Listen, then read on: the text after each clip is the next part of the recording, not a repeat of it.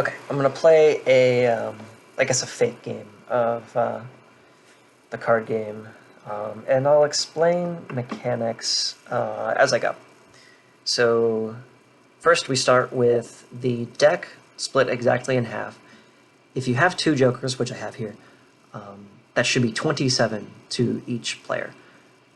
They will go together on one side, so this would be your side over here. Over here. This is my side. So my opponent's draw deck and my draw deck here. And decide this before the game begins, because it kind of matters. Okay, right. So for setup, both players draw 4 at the same time is fine. So draw 4. I'll draw 4 now. 2, 3, 4. Okay, interesting start. If you draw a royalty, which I just did, and also you should be able to see these if you struggle. This is a black 2, a black 8, and a joker. This is a queen. The color and suit doesn't matter, don't worry about that. But if you draw a royalty, it goes into its own pile, its own hand. It goes just a pile, it's fine. And for every royalty that you draw again. So I drew 1 royalty, so I will draw once more.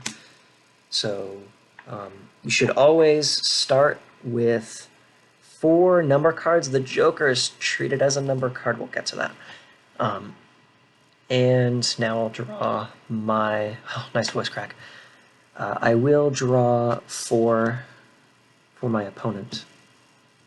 3 for impressive pull. The jack will go aside. It's kind of in view. That sucks, but it's fine.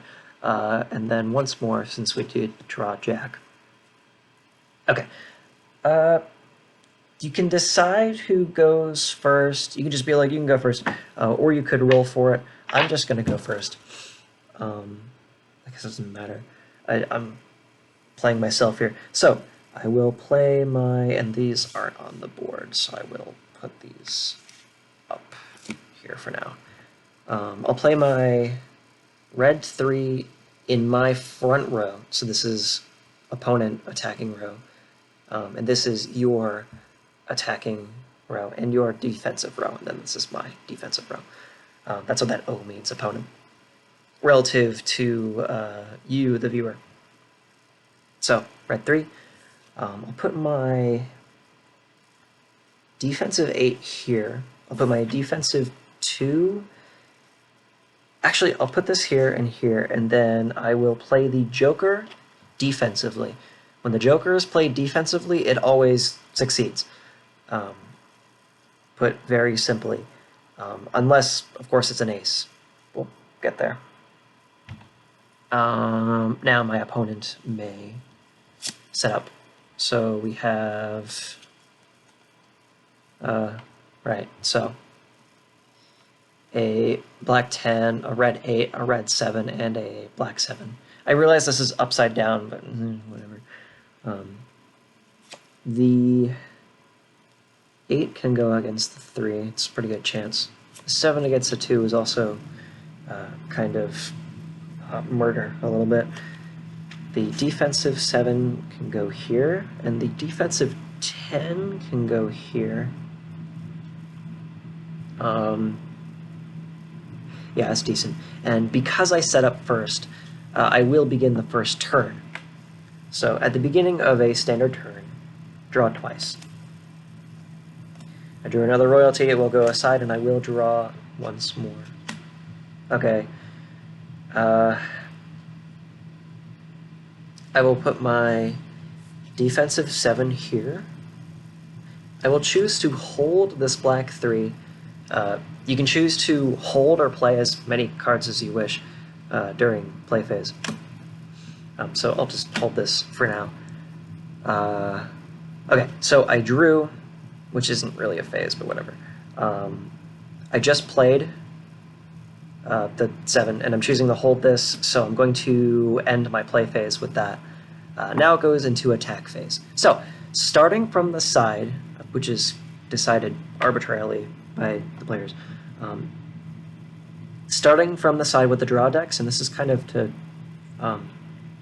help not forget, help to remember which side the attack order is starting from, because attack order does matter for some reasons later. So starting from this side, in this case that would be right to left from the camera's perspective, the 3 will try the 8. So it tries the opposing front row first. If there's nothing there, it tries the defensive row. If there's nothing there, it would try the royalty, and then finally the player.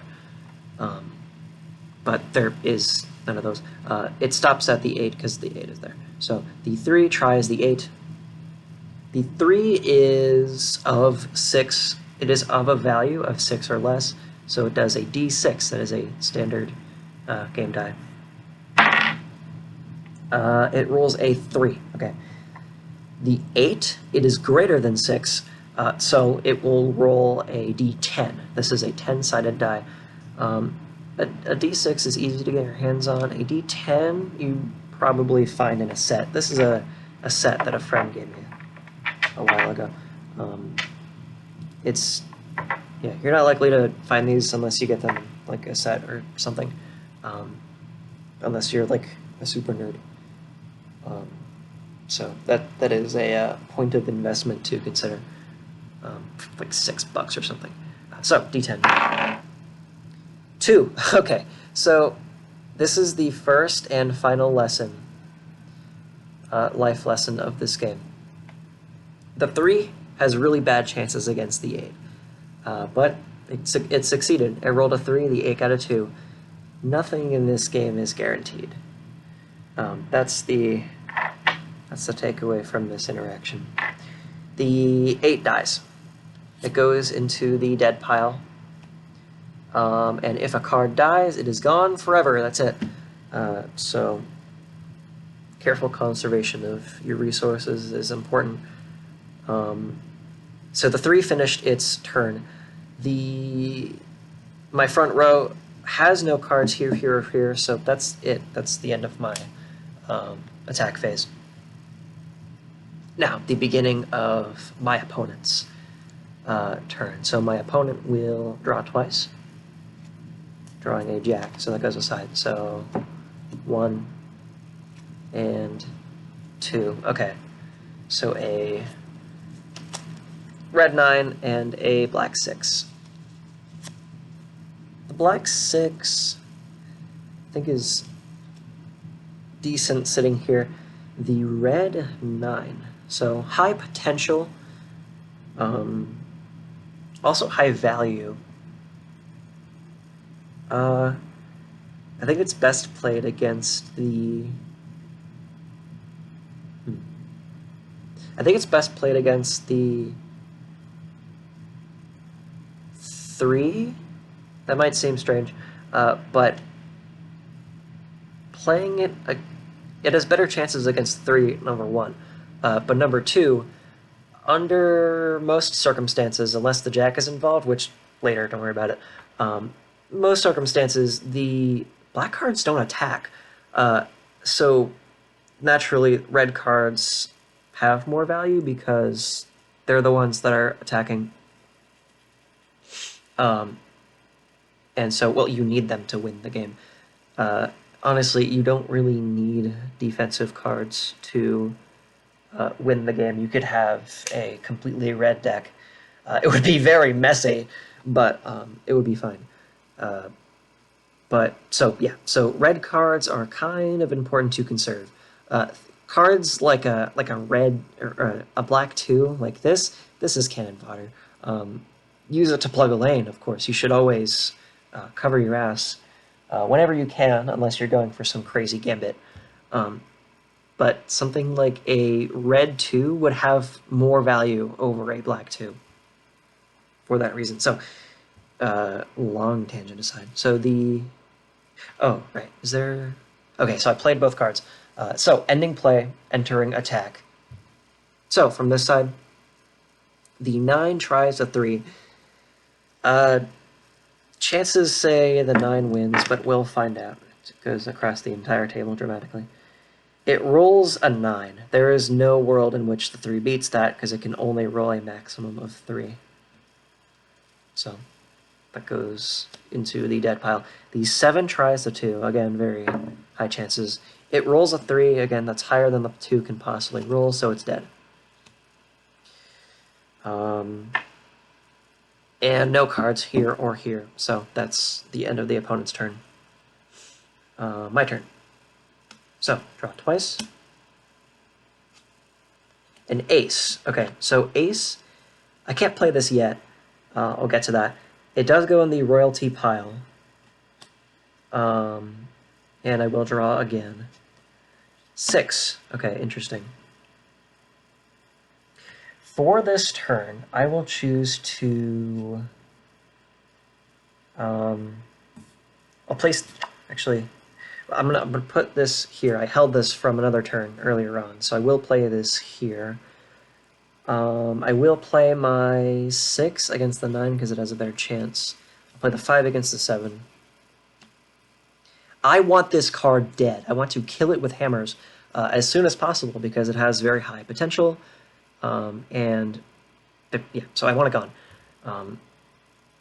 as soon as possible. And to increase the chances of that happening, I'm going to play the king into my royalty seat. So opponent royalty.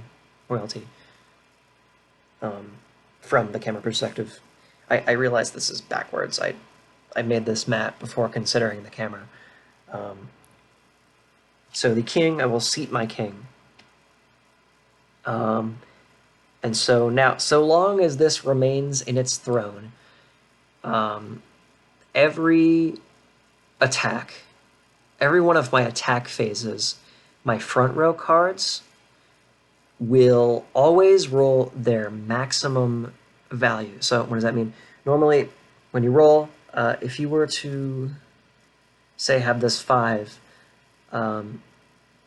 it's possible for it to roll, say, a 1, completely fumble the bag. But in the case of a king, it will always roll a 5, solid 5. This does not affect defense. So on my opponent's turn, when they attack, it will not maximize my front rows defensive rolls. So keep that in mind. But yeah, okay. So the king. So I played the king. I will now attack. Excuse my scatterbrainedness. The 6. I don't even roll. So the 6 tries the 9. So the 9 will roll defense. The 9 rolls a 3, and it dies. The 5 tries the 7. Pretty decent chances. 6. Okay, so the 7 just got a 6. So it dies. So I wish I could do basic math. The 7 does not die, actually, because 5 is, in fact, less than 6. I think I was blinded by bloodlust. I just wanted to see it die. I wanted to see its life fade from its eyes. Okay, and this lane attempts nothing, and that's it. Okay, opponent's turn. Let's see, so draw twice. 5 and a jack. This will go over here. That's crazy, having all the jacks. Not all of them, but most of them. A black 10. Interesting, okay. Here's the play that I'm considering. For you, the viewer. You are tied to the chair. I've been playing for you. Sorry. The 5, I'm going to put it up here for now, just in the hand. I will put down the black 10 here. This is both of the... So there are only 2 black 10s in the entire deck. So that's funny. So... Let's see. I will... Okay, so this red 7 is in the way of a play I'm about to make. I want it off the board, but I don't want it to die. What I can do is... Well, so what you can do is retire this card. So it gets flipped. And then it goes to the bottom of the draw... Oh, oopsie daisy. Oopsie daisy. That's all kinds of messed up.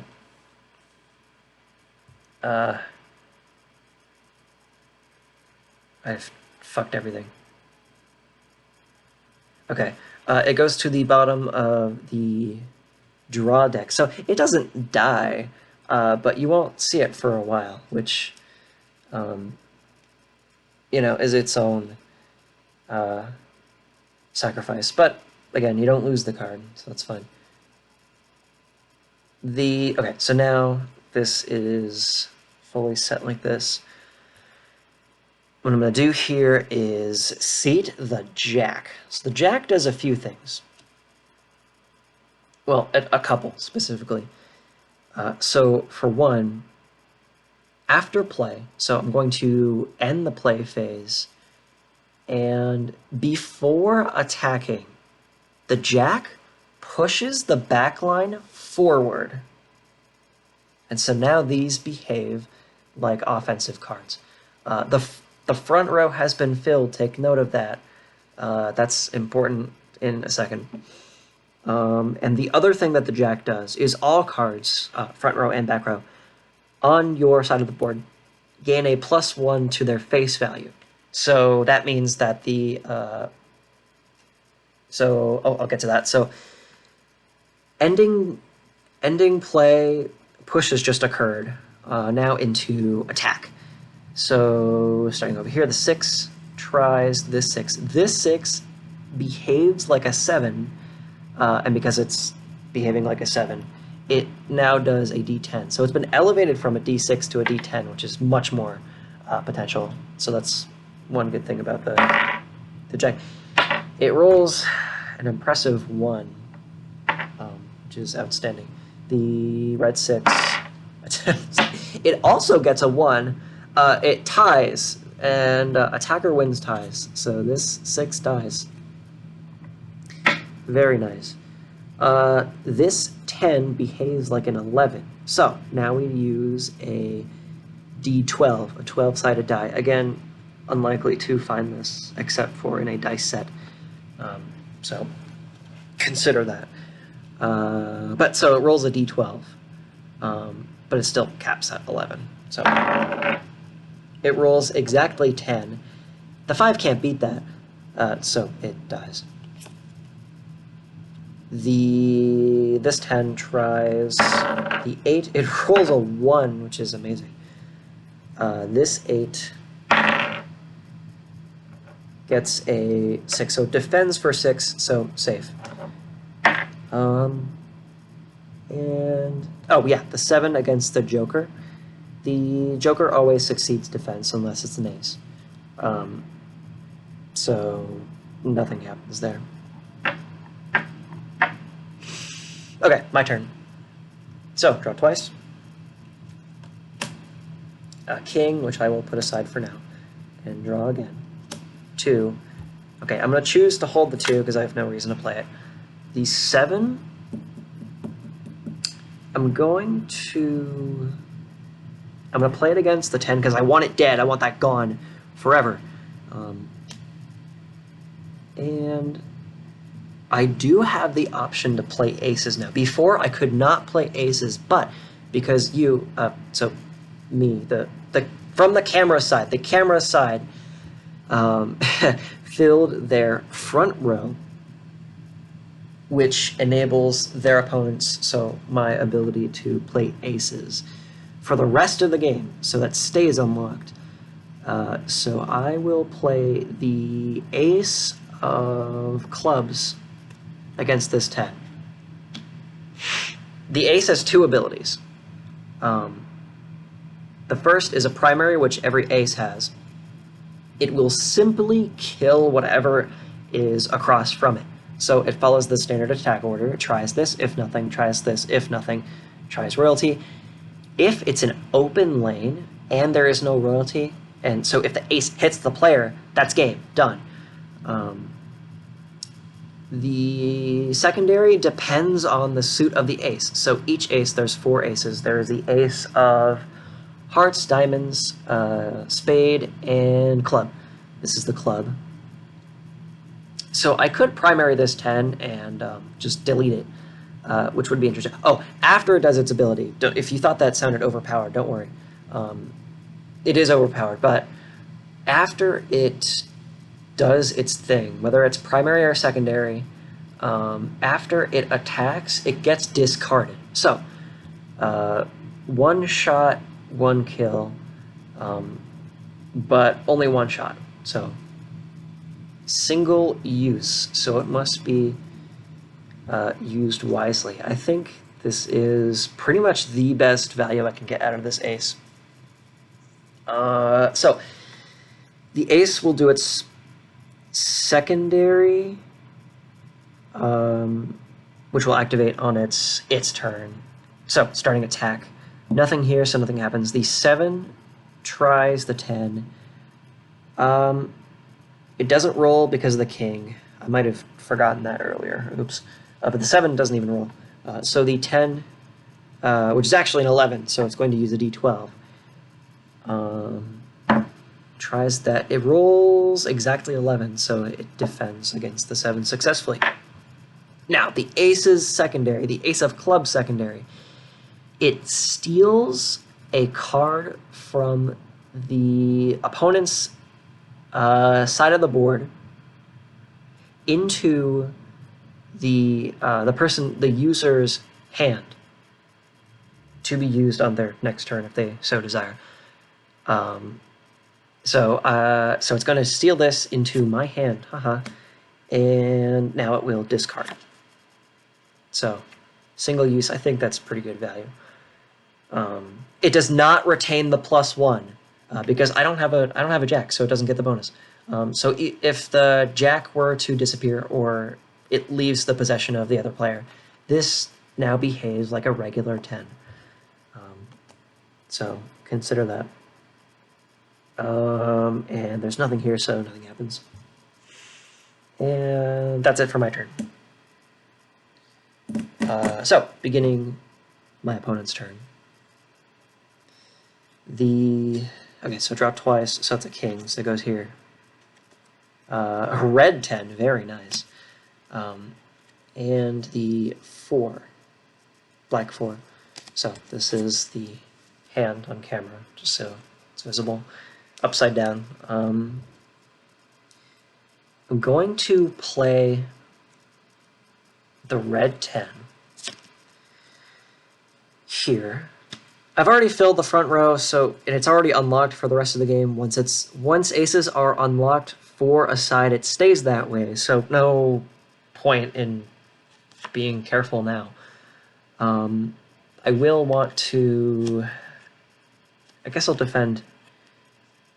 It might seem strange, but I'm going to defend here instead of here. And the red 5, I'm going to hold because I don't really see a reason to play it. I could play it if I were to retire one of these front row cards, but I don't really see a reason to. So that can go over there. And now I'm going to do something very interesting, or at least I think is very entertaining.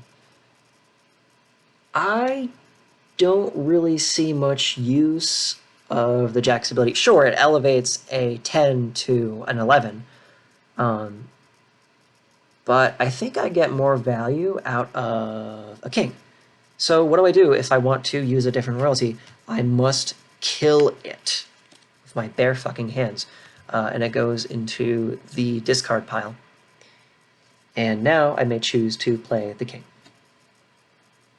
So a little bit of regicide, never hurt anybody except for the rich. So now the camera side will benefit from the bonuses of the king. So Starting from this side, getting out of breath. The 6, it doesn't roll. It tries the 7. Move these aside. It rolls an 8, caps at 6. Or, no, I'm not rolling for that card. I'm rolling for this card. It caps at 7, excuse me. It succeeds the defense. The 7 rolls to defend. Actually, it can't even win that. It can never win that because it would cap at 7. So, yeah, that dies. And the 10 also just kills this 8 because it can't beat that. Yeah, okay. A kinged red 10, as you have intuited by now, is one of the deadliest cards in the game, put very simply. And also, this black 10 used to not be very scary, but because of the jack, it has been moved to the front row. So a valid strategy is to put some strong cards in the back, like 10, 9, 8, and then retire the front row, or parts of the front row, to make room. Play a jack on the next turn, or on that turn, rather, and then on the next turn, kill the jack and then play a king to turn really good defensive cards into very scary, guaranteed, high potential front row cards. That's what just occurred on the camera side. I forgot what I was doing because I'm yapping. Oh, right, it's my turn, I think. Well, whatever. Draw twice.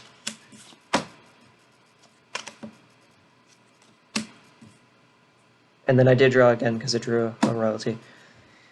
I don't have a great solution to this. This is a very bad spot to be in, to be honest. I'm going to play this here just to avoid... Actually, it might seem strange. I'm going to leave that lane open. Well, I could put this... No, actually, because that's tied. Actually, if I put this here, and then I'm going to retire this 3 and then put in its place a 2. This goes to the bottom of the draw deck. Not discarded, just moved.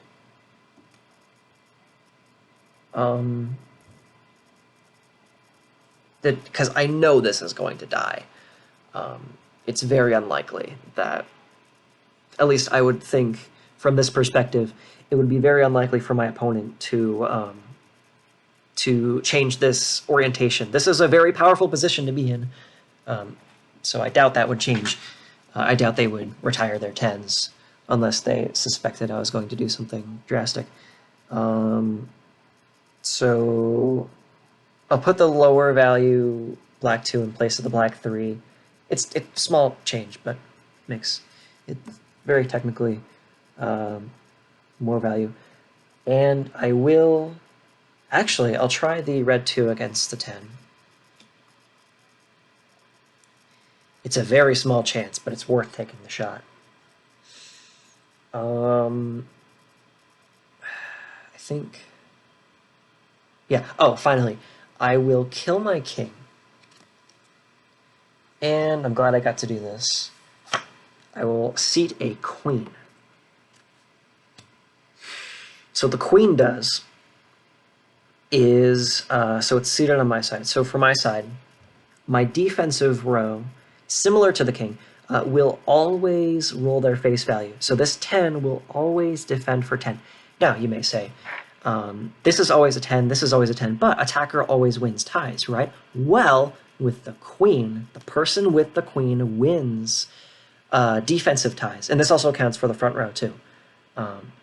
So if, say I had like a 4, or say I had like a red 4 here or something, and this rolled 4, it tied normally this attacking for 4 against something also rolling for 4, it would kill that because attacker wins tie. But with the queen in effect, it would survive. So it's a small change, but it adds up over time. It shifts the odds, and anything you can do to shift the odds with the royalty is to your benefit. And also, another reason to kill my king and put literally anything else. I don't have a jack, so I probably would have put a jack there. But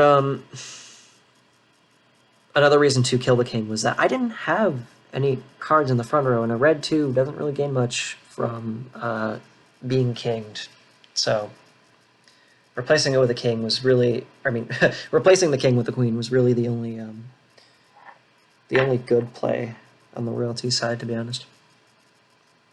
Okay, so just played into attack. So nothing here. 2 tries a 10, so not a great chance, but, you know, it gets exactly a 2. It would be really funny if this was a 1. It gets a 3, very shy, so it does survive, very funny. Yeah, okay, nothing here, done. Okay, opposing side draws twice. So black 9 and a red 4. So this is the hand in total. The red 5 was held from a previous turn. Like I said, you can hold as many as you wish. I don't really see a play in which any of this matters, honestly. Yeah, no. So this hand can just be held and change nothing, honestly. I really don't see any point in changing anything here. Just winning, just gaining. Jack stays winning, even beyond the grave. So the attack. So 6 doesn't roll, so tries the actually. So the 7 is maximized. So the 6 will never succeed against the 7, so it holds. The 10 very much kills this too. The red 10 tries the black 10. The queen has this maximize and win the tie. So this red 10, the kinged red 10, will never break a queened black 10, just outright. And of course the 7 can't touch the joker because he's on a tricycle. Superior to any one of the king's glorious steeds. And yeah, okay, so draw twice. So sometimes things can stagnate for a little bit. That is one thing that can happen. Sometimes it comes down to who wants to play more silly, more aggressive. Honestly, the only lane that I'm at threat of right now is this one, because the 2 is vulnerable to the 10. So I see value in trying this 10. Has a much better chance than that red 2 from before. Again, I want to kill these 10s with hammers.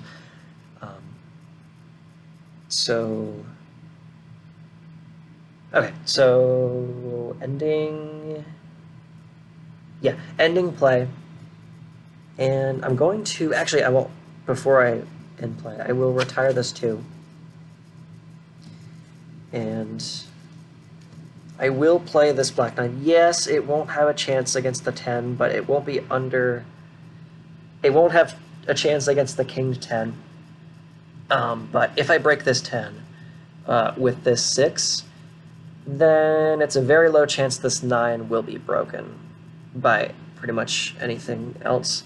Interesting that the camera side got like 3 of, I think the 4, that would be the 4 10s in the deck. Because the queen is maximizing, that's why. Okay.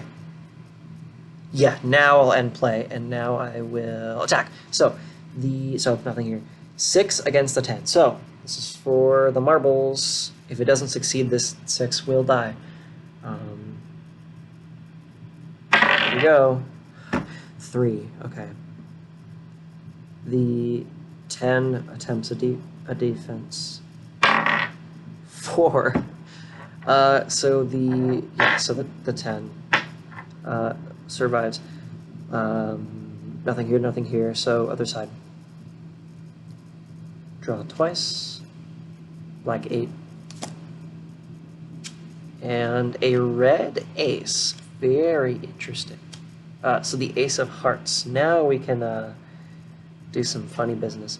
And a king, so draw yet again. A jack, so again. A queen, so I swear I shuffled these pretty decently. A black 3. Okay, so in total, that is, that. Rather diverse cast here.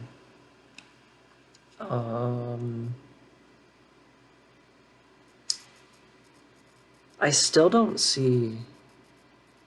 I suppose putting down some defensive cards is decent. More flexible in the hand, but more powerful on the board. Having a solid backline is usually advisable, especially when you have aces enabled against you. I think both sides have aces enabled. Did I fill this front row? I forget. Usually I use something like this double side blank to denote. I'm going to assume that both sides have aces enabled because I forgot. Yeah, can you tell I made this game forgetting my own rules? Yeah, okay, so the rest will be held. And... oh, right, we have this ace. So this joker is kind of obnoxious. I have the ability to... I could retire the 7 and put the red... put the ace of hearts here. But I'm not sure about that. Because, well, the defensive joker is annoying. It would give another potential angle of attack.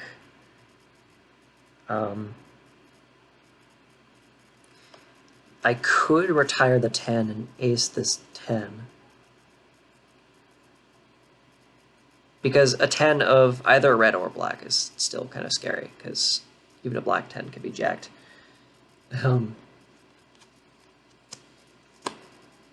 It could also use its secondary. So the secondary of the ace of hearts is that it can choose to target the enemy royalty directly, regardless of the whatever is in front of it. Which can be useful in certain circumstances. So, for example, if I were to replace this and then put... oh, oopsies.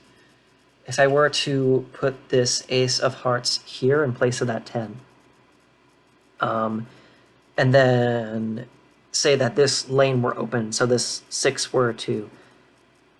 or rather, this were open and this were to hit this spot. Attack order matters, right? So going this way, if this ace were to kill the royalty, even if there's stuff in front of it, it can still hit the royalty. And then a card here, if this were open, could hit that open lane, and then because there's no royalty in play, could hit the opponent. So a little bit of a niche, not very, not as versatile as, say, the club, but still can be good in certain circumstances. Of course, we live in reality and not the dream that I've come up with, so unfortunate, but I think for now I'm going to choose to... no, you know what? I want to kill this 10. I'm going to retire this 10. Goes to the bottom of the deck.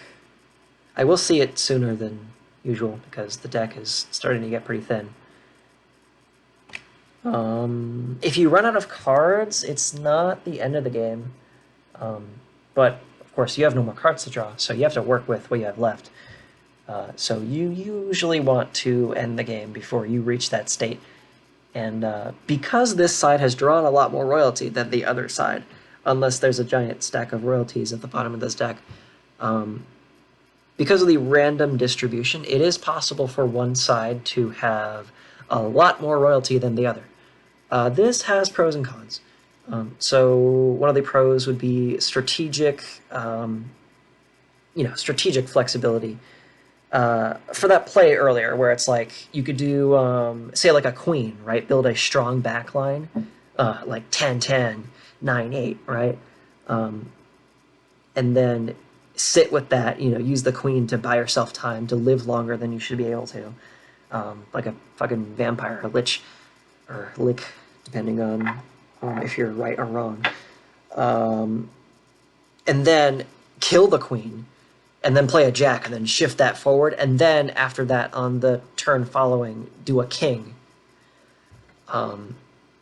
You could. It's more likely you're able to do that. Actually, that could happen again, because there is a king, jack, and queen in this pile over here. I will show the pile because I don't think I've shown it in a while. So yeah, very diverse set of royalty here. Lots of flexibility and lots of room to pull some coups and regicide. On this side, not so much. So we have a king and a queen, and also a queen over there. I forget if this side had any jacks this game. But yeah, so less versatility. But the con is that if you have more royalty, logically you have less number cards to work with.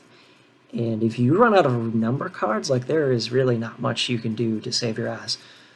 So in practice, if you have more royalty, you're going to want to be more Spartan with your resources. You're going to want to kill the other player as soon as possible, or at the very least kill their number cards to put them to even the playing field. So something like that full frontal, like two tens, two king to tens, right, in the front, would be much more interesting to a high royalty, the side with more royalty. You usually don't know that until a little while through the game, if you're the one with more royalties, or if it's particularly skewed in some direction. Yeah, okay.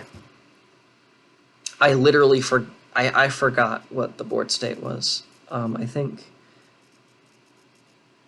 Oh,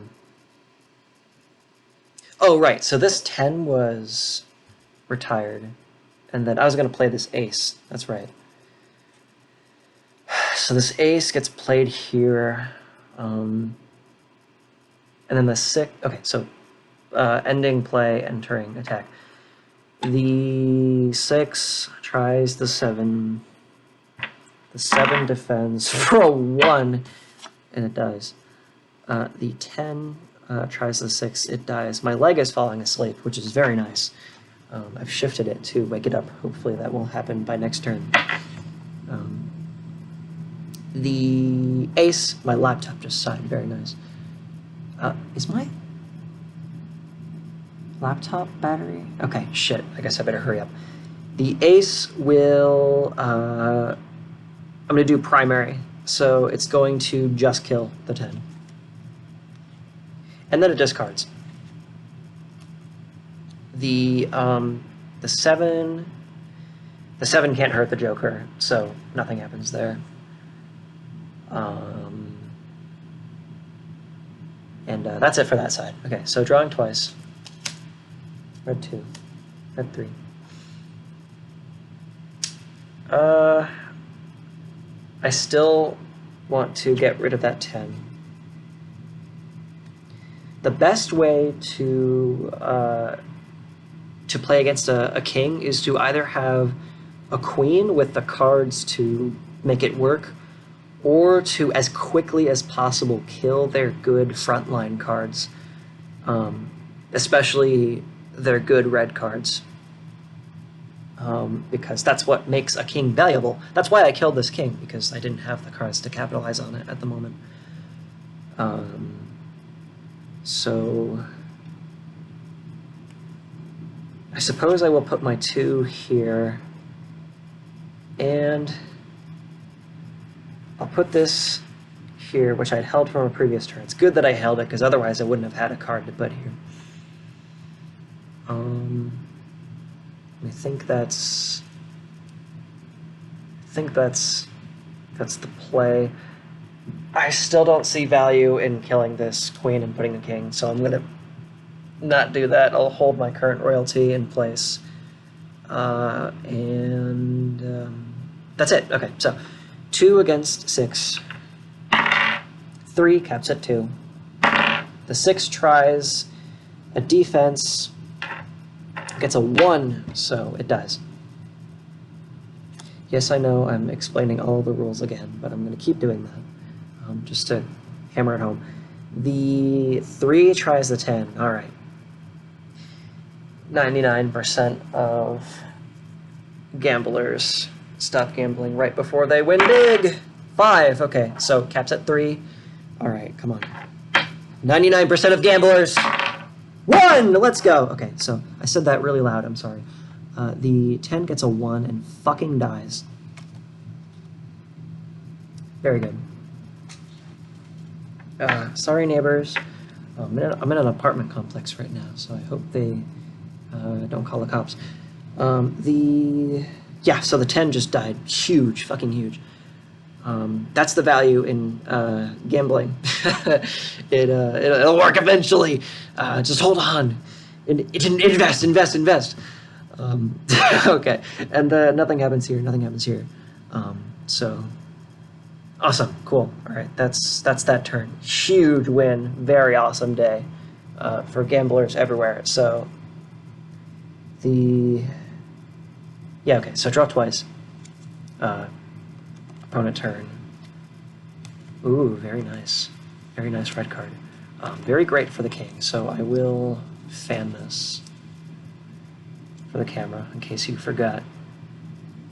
The more cards that are in this hand, statistically, it's less likely for the viewer to remember all of them.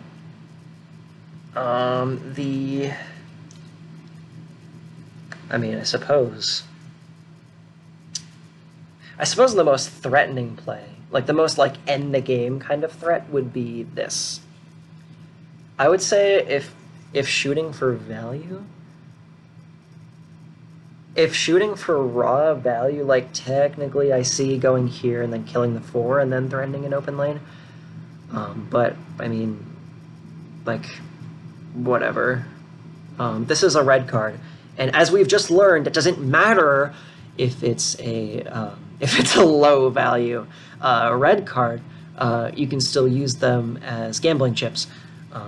So destroying this red card over bothering with this 4, more value hitting here. Is it worth playing any of these other cards? I would say yes. I'm gonna put this... I'm actually gonna put this here. So even though this is guaranteed 4, with the king, this will be a guaranteed 5, so it will kill the 4. I realized I might not have been inciting the rules for these, so I apologize if I've been forgetting. I will put this here, the 6. That's good. The 4 will try the 3. And then, again, the front row has already been filled. The seal's already broken, so fuck it. This 3 will sit in the hand and be held nice and close, like a small child. And then Huh. Oh, right, of course, the thing I was going to do next. I forgot. It was ending play and then entering attack, of course. The so the 8 well tries, it kills the 2 because of king. The 4 also kills this 3, and this 5 will kill the 4. The 7 still can't touch the Joker.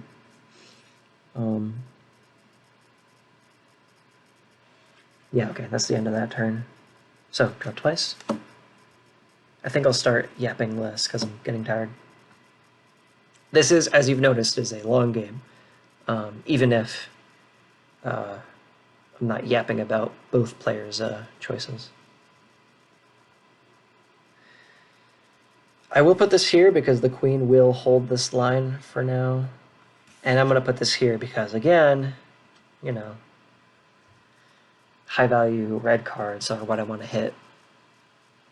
It looks like I'm in a bad position here, but it honestly, I still see the potential to pull this back. Like I said, nothing in this game is guaranteed. I've seen some crazy clutch plays against me, which is always fun. So the 4 will try the 8. So the 4 rolls a d6, it gets hit 1.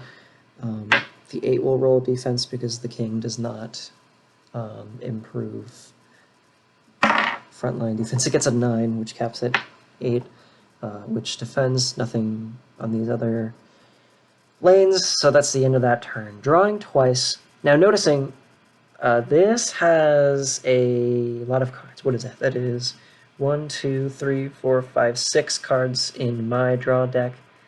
And on the camera side, that is 1, 2, 3, 4, 5. Okay, so not much of a difference, but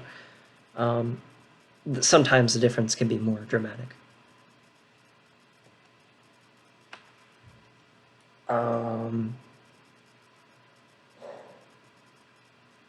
Oh, right, I was drawing. That might be helpful. So, oh, look at that, a ace of diamonds. Very, very fun. All right, so I do draw again, and then because I drew an ace, which is treated as a royalty for that case.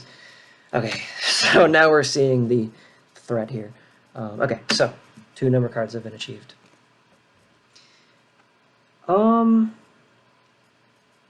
If I retire this 5, I can, in fact, return it to the draw deck, the bottom of the draw deck, and then play this red 7, not upside down. This will be able to break this 5. And I don't see a point, really, in playing this black 5.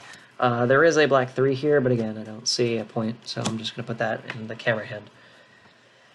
I'm going to pause for a second. I need to do some... Yeah, this is definitely the kind of game to bring water for. Okay, I'm hydrated now, so I should be a little bit less crazy. I have no idea what I was doing. Fuck. Oh, right, the ace of diamonds. So, this thing. If you play... And by the way, aces can only be played in the front row. I know, sad. I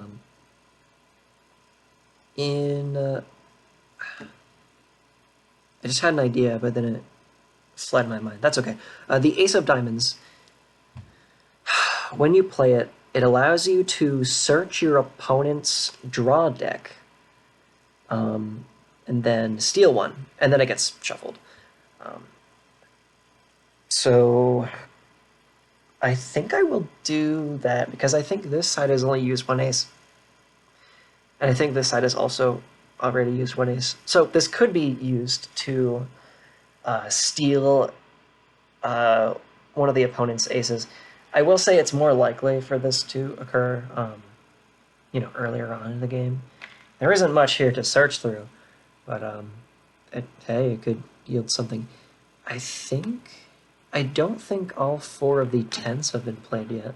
Searching the graveyard is I mean, you could outlaw it, but I don't see a reason to.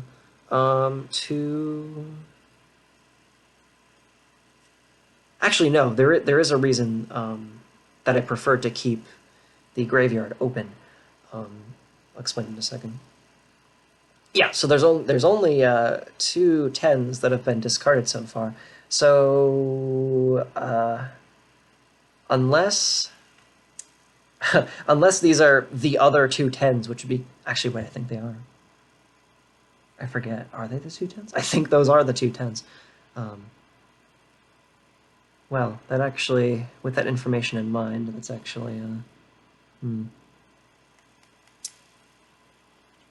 still, I still see value in.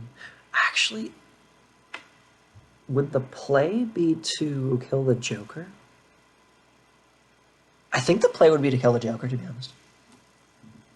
Yeah, okay. So I'm going to retire this 7. Put it at the bottom of this measly 2-card draw deck.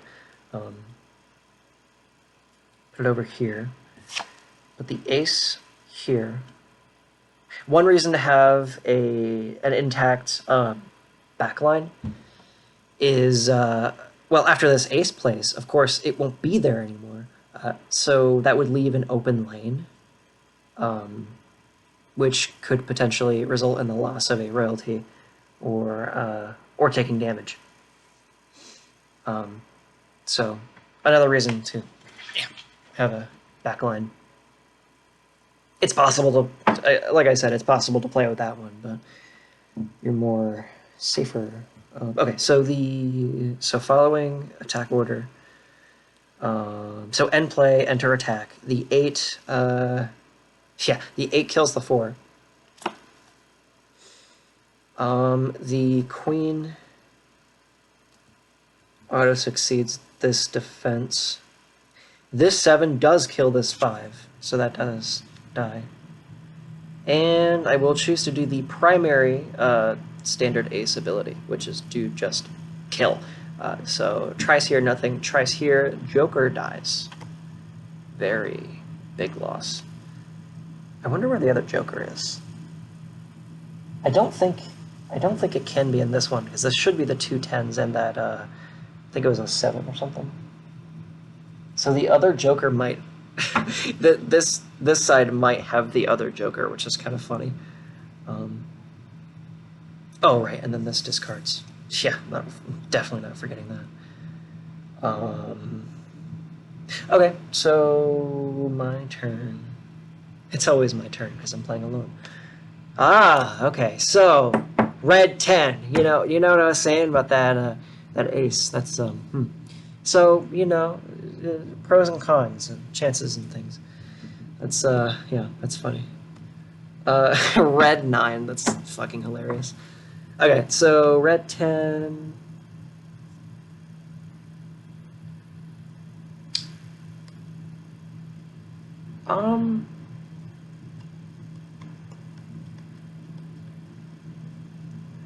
So I get the most card value out of going here, right? Because red 8, it's also kinged, which is makes it more scary.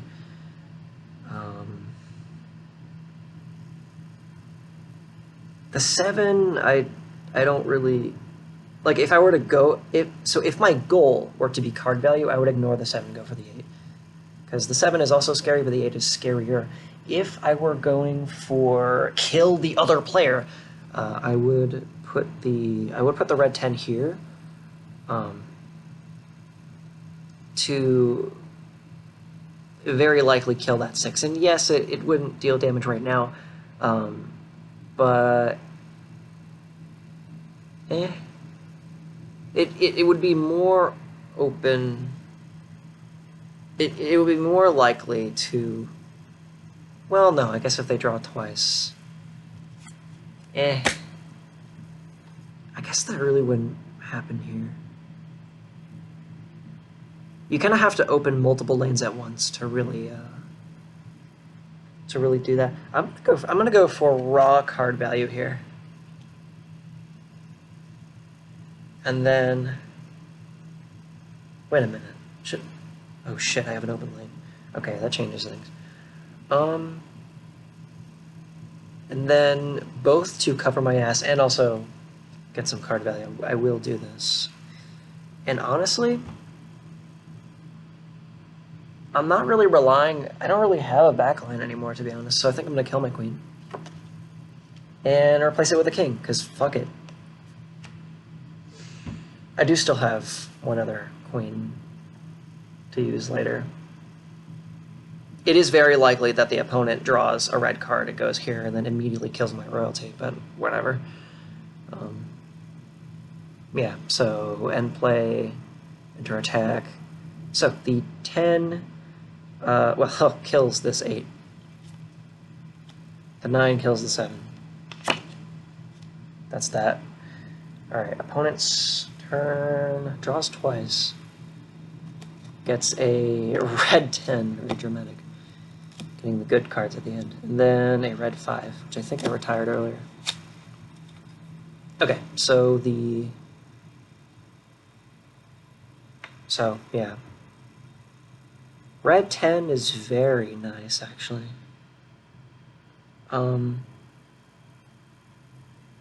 This is another case in which the Ace of Hearts would actually... Oh, fuck. If I kept the Ace of Hearts, I would have been able to end the game right now. I'll explain. So if I were to, on the camera side, put the Ace of Hearts either here or here, doesn't matter, and then put a red 10, put that red 10 here, kinged, what that would do is the Ace of Hearts using the secondary would kill this royalty, and then the red 10 would be hitting this empty lane with no royalty, which hits the player. That would be, and since it's kinged, it would deliver a 10 straight to the player. So how that works, which I haven't explained yet, it's, so low-key, this is kind of an attempt to rip off Inscription, sorry. It's less, it's not HP, it's tipping a scale, right? So if I were to deal, say, 4 damage to the opponent, it would be 4 against them, right? But then if they dealt 6 against me, it would, oh my god, I can do basic math. It would be, so if they did 6 against me, it would shift to being 2 against me, because I'm pretty sure that's how the very simple kindergarten or grade math works out. That would be, yeah, that's fine. I need water, excuse me. But yeah, so that's an example of cards are much more flexible in your hand. And yeah, so keeping an ace up your sleeve, you know, it's knowing when to hold and when to play them. I did get a lot of value out of acing the 10, but I mean, ending the game is, you know, infinite value. That's like, do whatever it takes. So whatever. I guess I could... You know what? I think the red 10... I yapped too much, I'm sorry. I think the red 10 is best played against this. I could go here. It would hit the royalty, and then it'd be an open lane. But, like... Meh. I don't know. I think going for card value here is the better play. I could put the 5...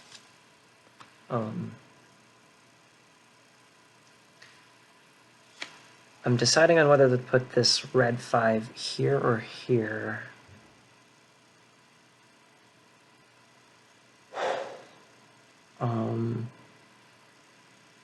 Yeah, I think I will also go for card value again. And then I'm going to actually push this a little bit this way. I'm going to retire this 4. Actually, nah, never mind. Okay, that can go on the camera hand. As for royalty, I will do another look at those. Full set.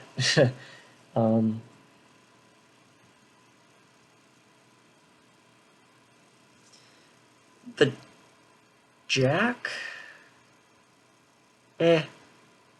Well, I mean, if we really want to go like full offensive, actually, you know what? Yeah, the Jack is the play here. The Jack is the play here.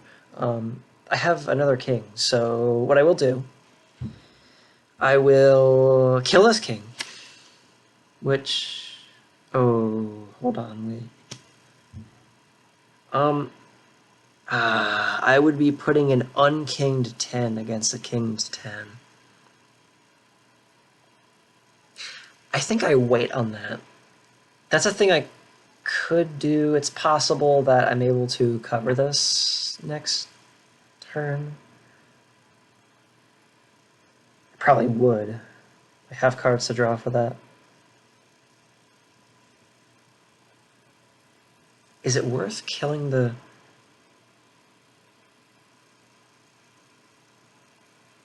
No, wait, I'm stupid. I would kill the king and then they would not have another king to play. So actually, yes, the play would be to kill this king, because it would not be an unkinged 10. In fact, it would be a jacked 10 against an unjacked 10. So the jack, kill the king, play the jack. Remember what I said about more royalty, more versatility?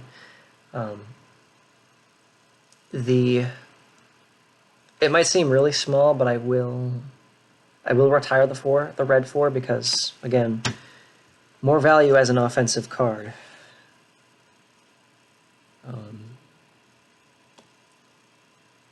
From a card value perspective.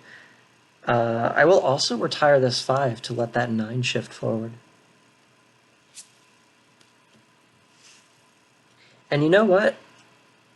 I think I will also retire this 10. Because fuck it. That 8 is a pretty decent card. Letting that shift forward is not bad. And I think I have a 5 here. Yeah, so I'll replace that is a 3. I think I will replace this 4 with this 5. So that will improve the chances just a little bit. Yeah, I think that's the optimal play here. Yeah, okay, so end play because of Jack push.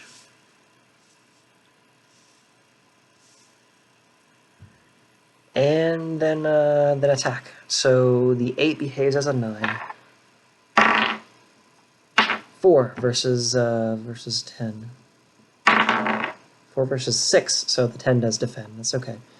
The 5 tries the 9, so max of 6 gets a 4 versus the 9's 2, so the 9 dies. This 9 tries this 9. Behaves like a 10. Gets a 3. 2, dead. And then this 6, it doesn't matter. It kills the royalty. You don't roll for killing the royalty. So now this side no longer has kings, which matters from a strategic standpoint. This is very grim for this side, but I don't see it as the end. Okay, so starting this turn. Ah, the other Joker. Okay, nice. Ace. Oh my god. Okay, wow. Very awesome. 3, whatever. I have some choices to make. Here's what I do. I put the Joker here. I think... Has that been all 4 aces? Let me check. I think that's been all 4 aces. I think I've been through this entire deck at this point. It's all just retires. Yeah, so Ace of Diamonds, Ace of Hearts, Ace of Clubs. Yeah, so this is the last ace.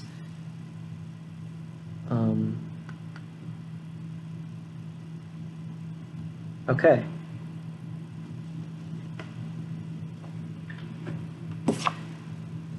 This 3. I guess it could go here just to block it, just to do something. The Queen will go here. Because why not? It's a cushion. It'll take a hit for me. And actually, no. I'm going to hold the Queen. Because taking damage is not the end of the game. It just shifts the thing. I may want to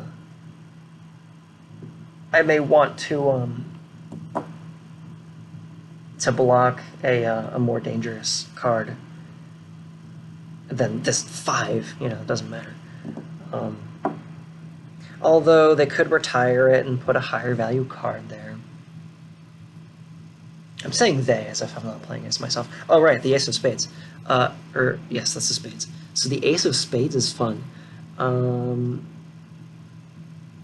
It has the potential to end the game. No, wait, it doesn't. Never mind. It has the potential to kill that Jack, and I'll explain why.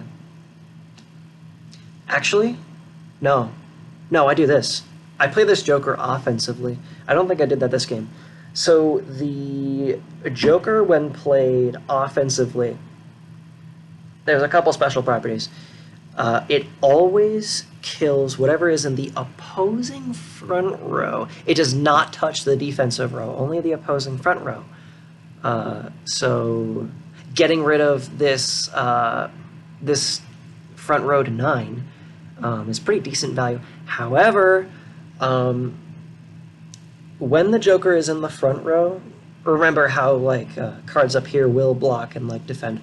The Joker in the front row does not defend. So if there were to be a card here and it were to attack here, it would ignore the Joker and try whatever is behind it and going through the order. Going through the attack order. So this will be 2 open lanes, but if the dice are on my side, this should win. Oh, the other thing. So the aces secondary. So the primary is kill the 5, whatever. The ace of spade secondary, the special.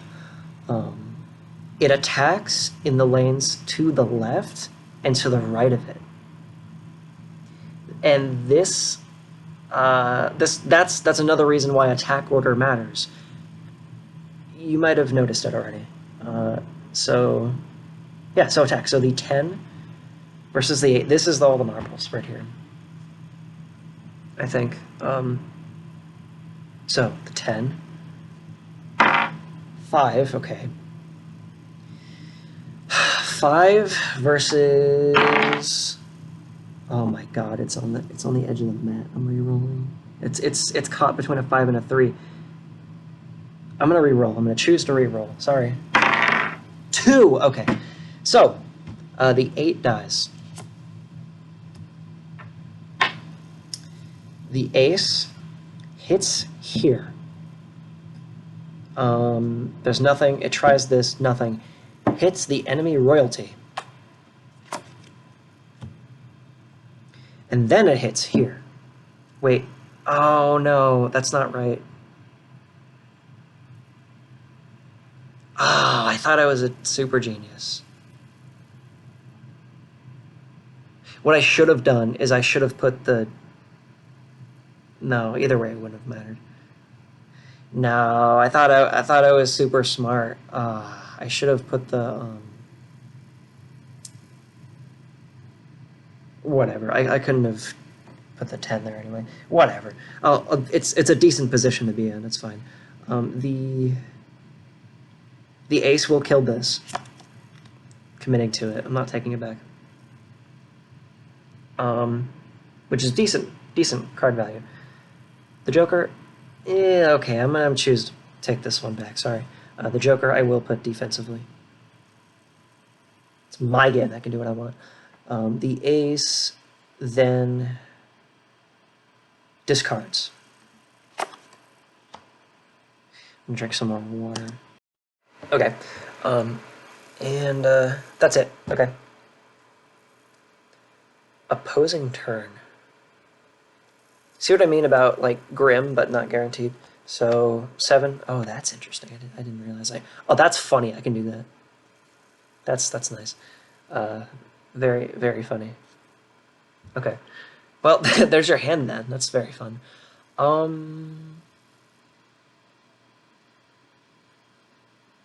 Well,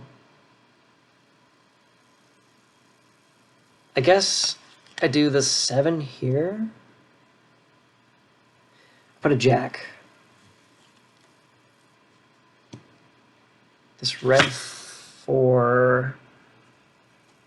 I think I might hold this. What's this other card? That's oh yeah, just So this is your hand. Camera's hand. I think. Again, it might seem strange, but I will retire. Oh shit! I didn't see the royalty. Well, that's fine. That's fine. I will retire this.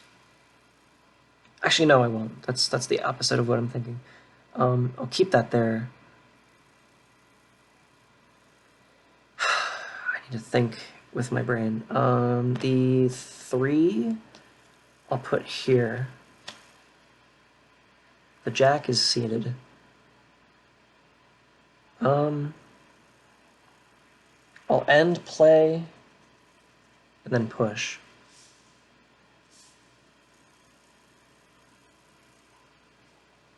Attack. The 7 gets a 5. Versus 2. Okay, wow. Just gonna rip both the left and right nut off, aren't we? The 5 hits an open lane. Okay, so this is a case of 4. I want to write it down because my fucking memory is fucked. So, I'm going to say -4 is the current thing. So I'm down by 4. Putting it over there because I know I will forget.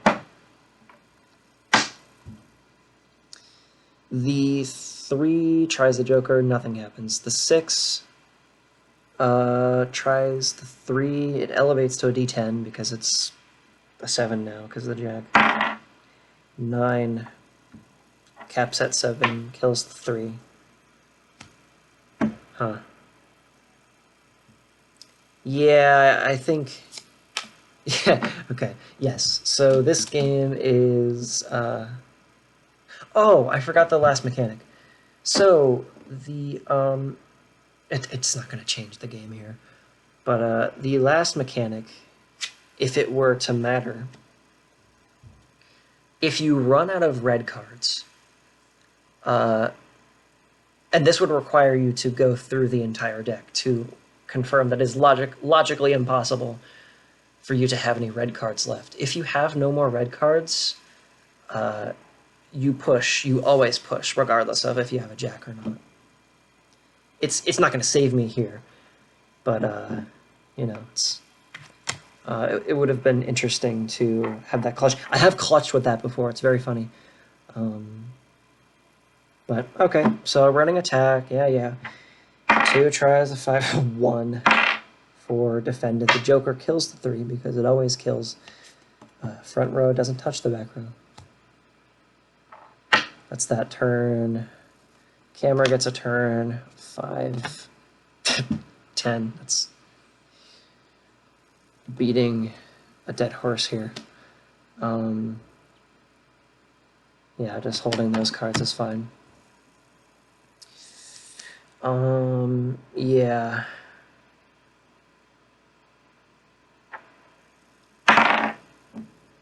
Eight kills the royalty. 5 ties the 2, kills it. 10 hits this lane. 4, okay, so we're now on -8. The 6 tries, no, actually that's a d10 because it's elevated. 7, so that goes over 10. So if it reaches 10 on either side, if it tips 10 in either direction, that's game. Congratulations! You, or at least imaginary you, the viewer, just beat me at my own game.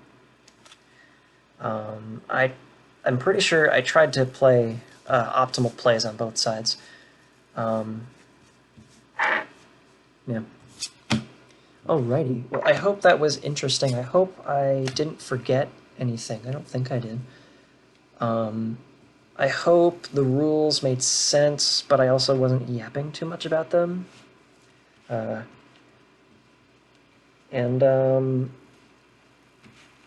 think I did get every rule. Oh, yeah, the other thing I should point out, when you're setting up, so before the first turn, you may not play royalties. And the reason why, and the reason the game that made this a rule was that someone had set up with, like, whatever, like something like this. They had a red 10 played, and then they seated a king. I think it, oh no, this was also before I decided that you also can't attack on your setup. So the reason why you can't attack and also can't play royalties on your setup is because someone had done a red 10 and then seated a king and then, and like also whatever else, and obviously killed me before the first turn, which was very funny. So that's why you cannot attack and you cannot play royalties before the first turn. On your first turn, it's the gloves are off, of course. But yeah, the only reason I held off on playing royalty for so long was because I wanted to explain the mechanics closer to 1x1 as I wanted. Of course, you can play a royalty whenever it's your play phase, besides setup. So I think that's all the clarification needed. Yeah, that's all the rules of the game. I should probably write this down because this is not a very good form of teaching the game. It's much more educational if you're the one playing with your brain and not just watching me play for you. So yeah, okay, I'm yapping now. Bye.